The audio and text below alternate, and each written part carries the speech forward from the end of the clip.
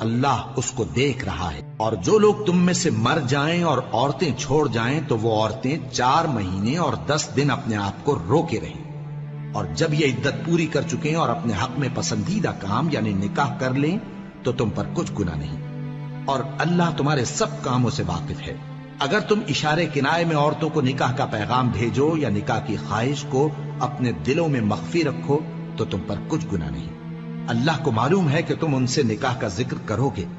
مگر ایام عدت میں اس کے سوا کے دستور کے مطابق کوئی بات کہہ دو، پوشیدہ طور پر ان سے قول و قرار نہ کرنا، اور جب تک عدت پوری نہ ہو لے نکاح کا پختہ ارادہ نہ کرنا، اور جان رکھو کہ جو کچھ تمہارے دلوں میں ہے اللہ کو سب معلوم ہے، تو اس سے ڈرتے رہو اور جان رکھو کہ اللہ بخشنے والا ہے،